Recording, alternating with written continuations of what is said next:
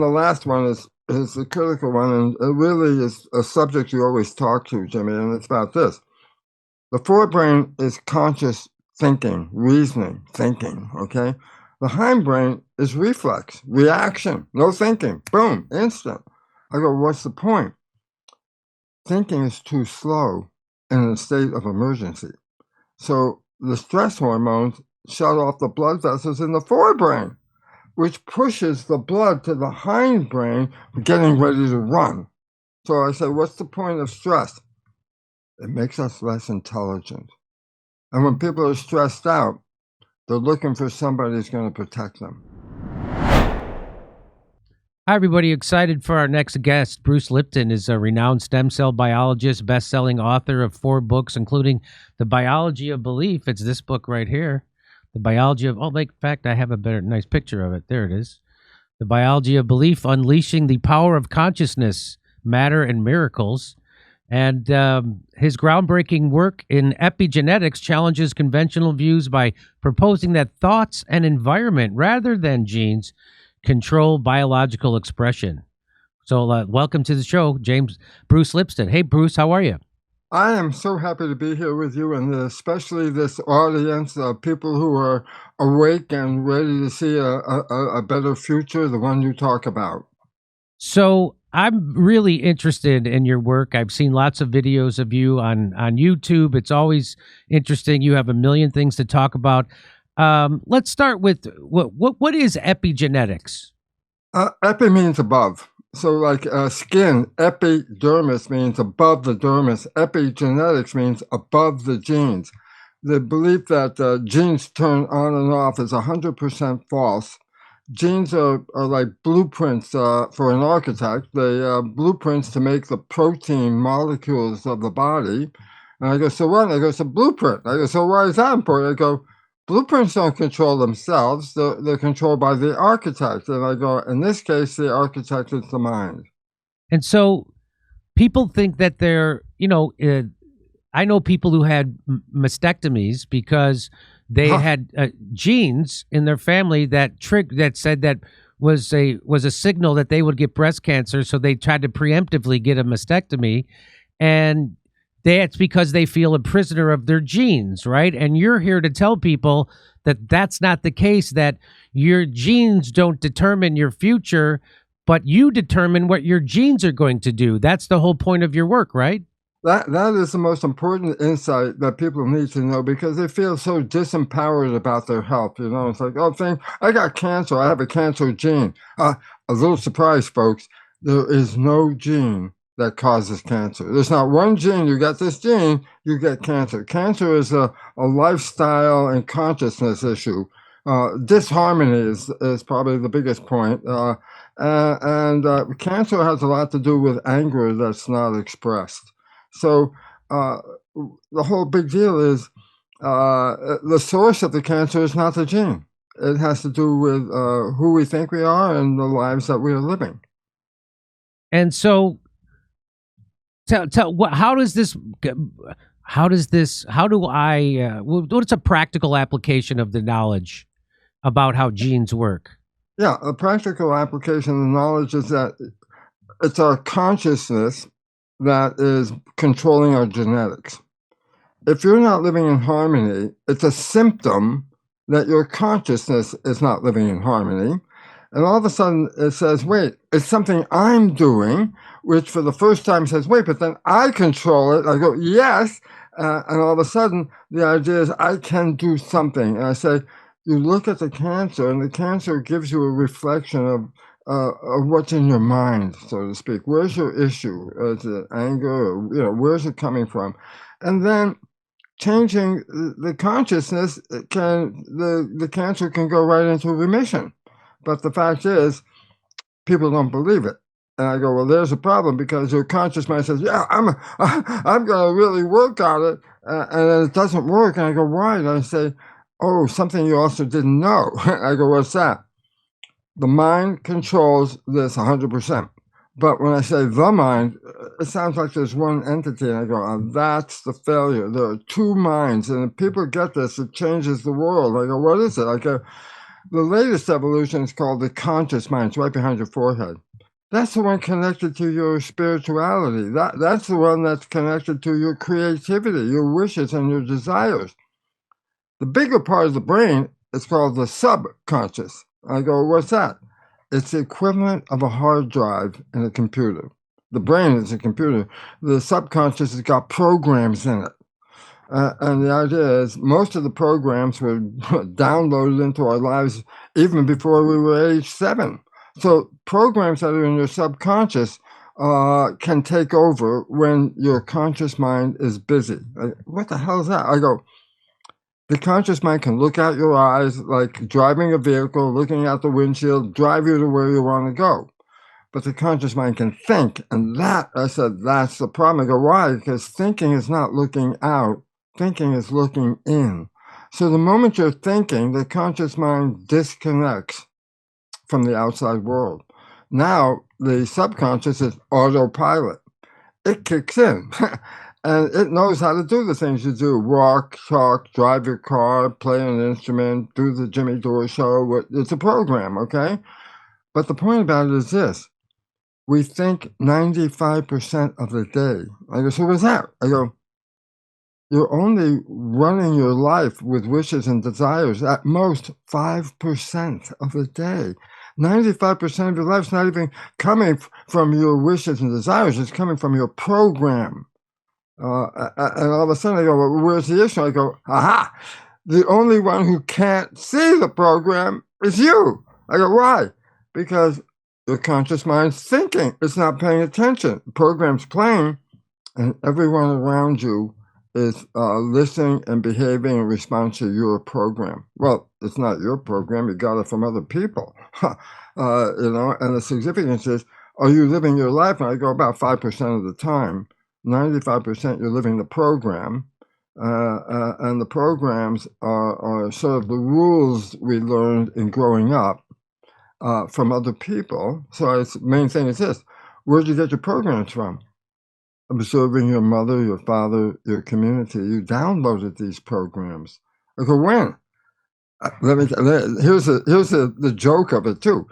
The Jesuits have told their followers for 400 years a truth that science has only really recognized recently. I go, what is it? They would say, give me a child until it is 7, and I will show you the man. I go, 100% right. I go, why? The first 7 years of a child's life, the brain's not in consciousness, it's in record, program. Why? You get a brand new computer, you can't use it until you first put programs in it. So the first 7 years, download programs, observe others, download their behavior. At age 7, you get to become conscious and creative, but then 95% of the time kicks in, you're thinking, and all of a sudden, guess what? You're the program. Very quickly, I want to stop, but I'll just say this one. I tell people in my lectures, you know a friend, you know your friends very, very well, you know them, and you also know your friend's parent. One day you see your friend has the same behavior that the parent is playing, and you volunteer, you go, hey, Bill, you're just like your dad. I go, back away from Bill, because I know what Bill's going to say, and Bill says this: how can you compare me to my dad? I'm nothing like my dad. And yet everybody else in the world, except Bill, can see that. And then comes why I need to stop at this moment is the final. We are all Bill. We do this every day. That's who we are. And so that's when. So when someone's in from birth to age 7, they're in what you call in the book a theta wave of a brain function. Yeah, theta is hypnosis. That's the activity of the brain of hypnosis. It's just below consciousness. The vibration is a little lower. It's imagination. This is why kids under 7 easily mix the real world and the imaginary world. Imaginary friends, imaginary games, playing a broom as a horse.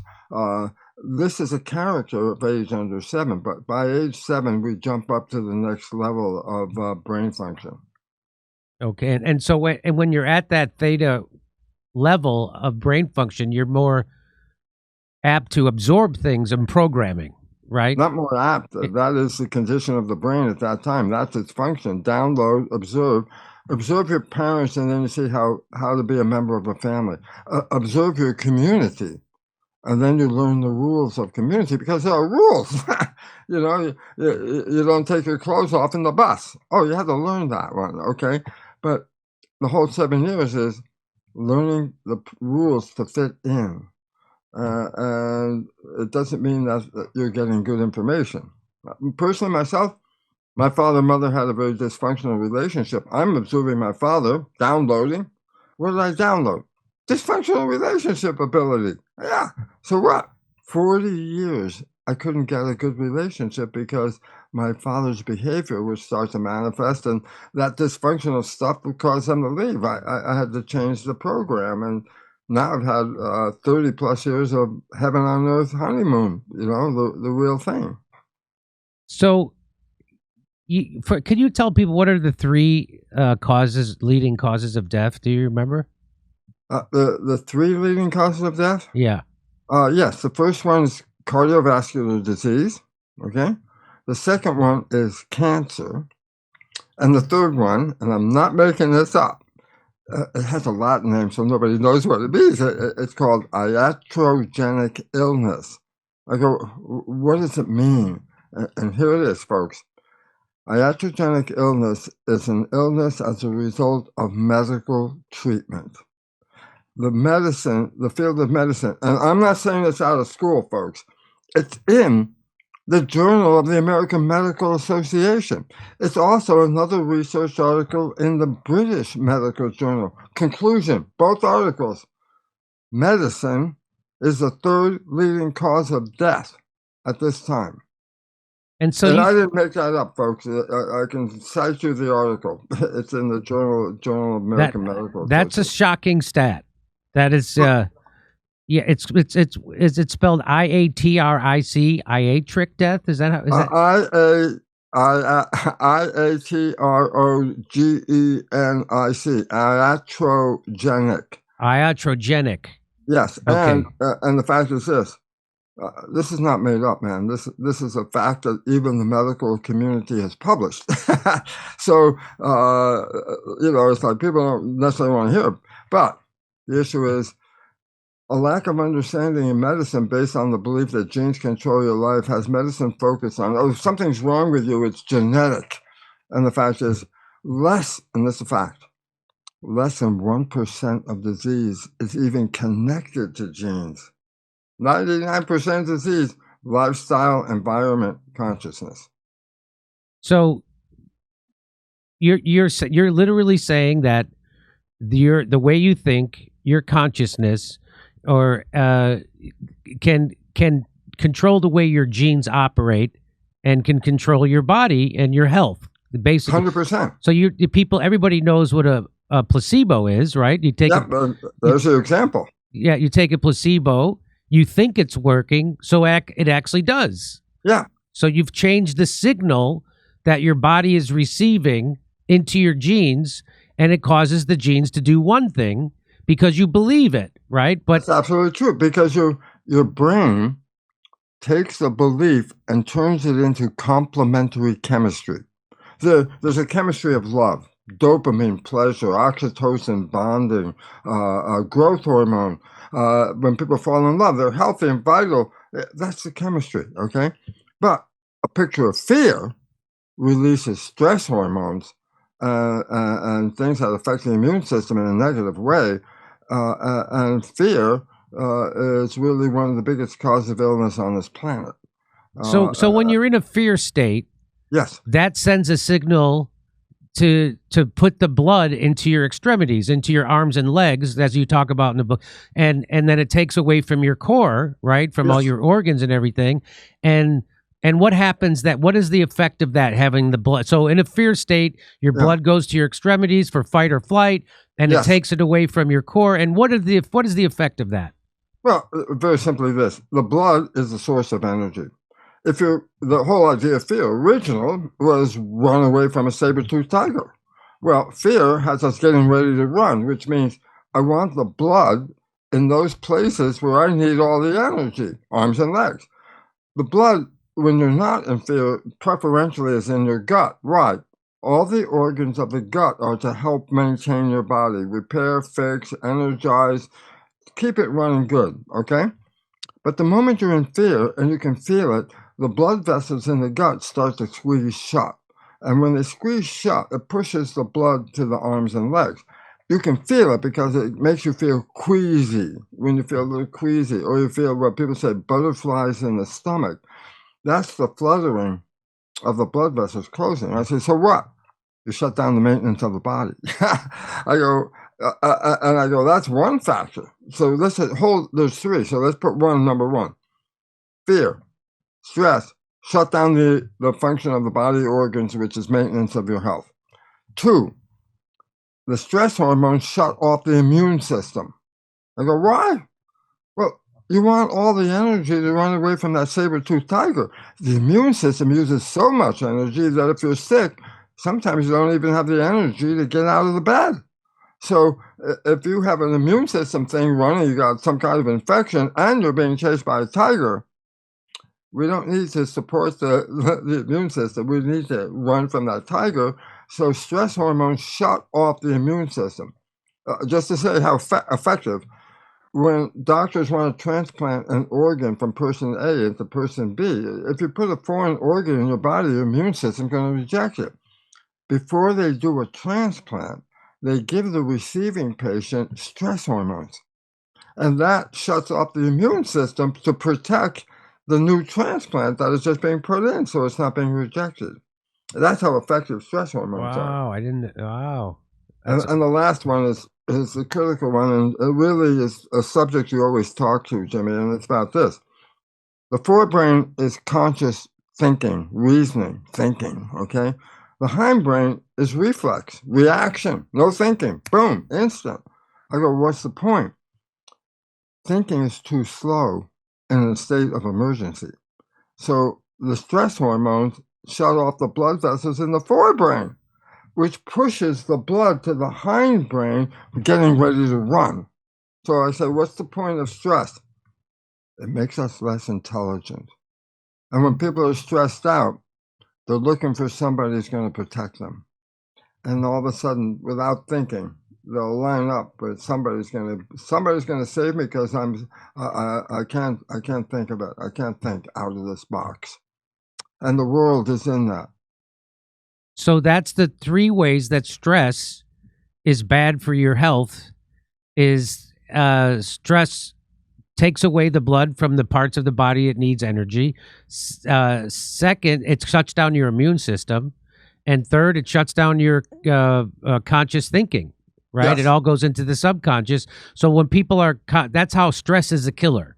That's absolutely. So this is why 90% or more of cardiac issues, which is number one killer, 90% or more stress. Stress causes it. Stress. It throws the system out of balance. You go, why would nature do that? And here's the answer. Because the only thing we had stress from was the saber-toothed tiger. So, if you escape 10 minutes running or whatever, no more stress. But today, as you well know, stress is 24/365. Yep. Every day. We were not designed for this. And so, you make a big point about the difference, how we went from Newtonian physics to quantum physics. Yes. And tell us about the ramifications of that health-wise. When we start dealing with Newtonian physics, we separate the universe into matter and energy. That's a separation. Physical matter, invisible energy. That's Newtonian, okay? But the rule was matter affects matter, energy affects energy, but they don't interact. So I say, so what's the relevance to health? I go, the body is matter. Then medicine, being Newtonian, says if I want to fix the body, I have to do something physical. Either give it drugs or give it surgery or something like that. And you say, well, what about mind, consciousness, spirituality? They go, that's not relevant. Why? It's energy. And energy does not affect the body. So they disregard it. So all medical procedure is something physical, whether it's a surgery or taking a drug or something of that nature. And the idea about it is It's only recent times that medicine's even considered, as you said, about the placebo effect, that consciousness is involved, but conventional medicine practice is there's a gene and there's a drug. We'll fix you. And it's like biggest problem in the world because leading cause of death. Yeah, that's a fact. So you know, we skipped it a little bit, but we talked about placebo. You also there's a thing called nocebo. I'm so glad you brought that up, Jimmy, because that's the most important part. Placebo is healing or being healthy because of positive thinking. And no one talks about what's negative thinking. I said equally powerful, but it takes your body in the opposite direction. Negative thinking can cause any illness, just the negative thinking of it. Cancer can be caused because you believe you're going to get a cancer. You can die because you believe you're going to die. And so all of a sudden, the idea is negative thinking is never part of the discussion. I go, it's the most important part of the discussion because it's the part that plays out that takes away our health and our vitality. And 90% of, I said, cardiovascular disease, cancer, 90% lifestyle, okay? Diabetes type 2, 100% lifestyle and thinking. And these are the big issues. And it's like, we don't need pharmaceutical drugs or surgery most of the time, hardly ever. It's available for certain things, yeah. But we have looked for all of our cures, so to speak, in that domain. Give me a drug, give me a surgery, give me something physical, when the idea was it's all consciousness, because quantum physics said the universe is not made out of matter and energy. The universe is all energy. All energy. So everything's energy. Yeah, because when you take the atom apart, we find small things, protons, neutrons, electrons. And they take those apart and they find something called quarks, smaller. But when they took the quarks apart, there was nothing physical. It was energy. A vortex, like a nano tornado of energy, is at the core of every atom. It's energy that makes atoms. And energy entangles with energy. And all of a sudden, well, then thought energy and atom energy, yep, they engage with each other. Because the the energy field actually is what shapes matter. Right? 100%. And so if your this body... is Albert Einstein. Let me just say, because there's one or two quotes I always say to people. This is a quote. Albert Einstein, the field, which is the energy, the field is the sole governing agency of matter. The field determines what matter is. Not matter determining what matter is. It's the energy that shapes matter, which we're completely not listening to.